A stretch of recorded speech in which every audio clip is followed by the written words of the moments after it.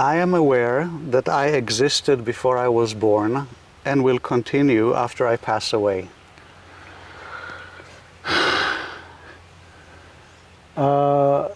Yes, but this is not about past lives for me. Okay, That's this is not more interesting for me. okay. Yes, so I don't remember past lives, or Good. I can't see future lives, or I have no clue about that. Okay. But there is a part of me which I feel is beyond death and birth.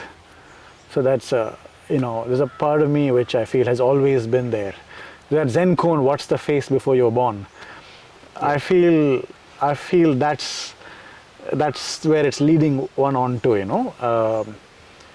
So yes, I'm in certain moments of blessed experience aware of something more primal than birth and more eternal than death, but it's not past lives and future lives. So does it have any individual characteristics at all? No, I mean it has. I mean it's beyond. I mean it is individual in a sense. It's indivisible. I mean from the original word. Yes, that's where the yes. word individual comes Yes. from, right?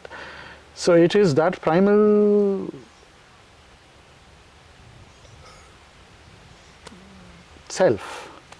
So it is individual, yes, but it's not the individual called Naveen. What it does is it calms my anxieties down around death and pain and loss and all that. But otherwise it does not have an individual existence in that sense. But it definitely calms my anxieties down when I can touch it, because death is a huge fear. Dying lonely is an even bigger fear, and being a burden to others is a bigger fear, Yeah. So stuff like some of those fears and anxieties are sort of pale in their intensity when this wakes up. So Yes. that's the only impact it has on the individual, so to Yes. speak. Well, it's a big impact. Sure, I'll take it. Sure. Is it something that you discovered on your own?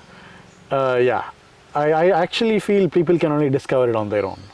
I mean, Do you mind telling how it happened?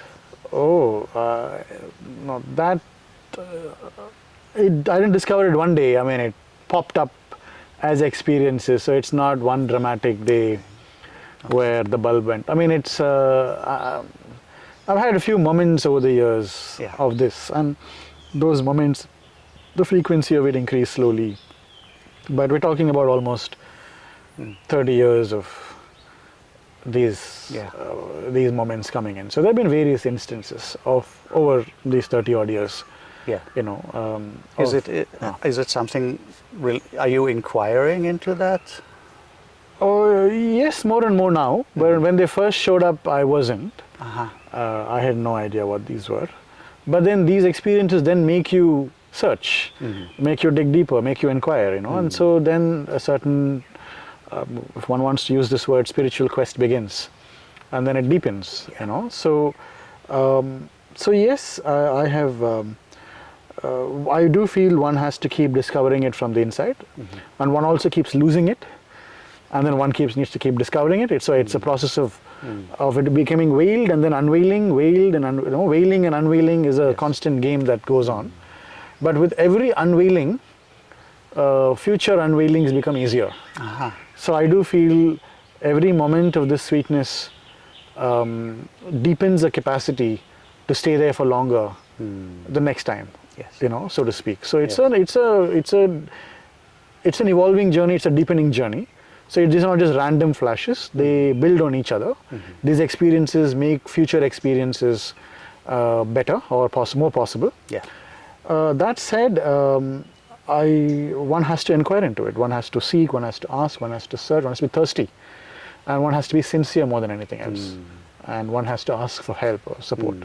So. Otherwise, they will come in as flashes once in a while. One is not going to be able to find it more regularly and repeatedly unless there is a practice, there is sadhana, there is discipline, there is sincerity. Without all of that, then this is not going to be a regular friend. Yes. So, yes. Yeah.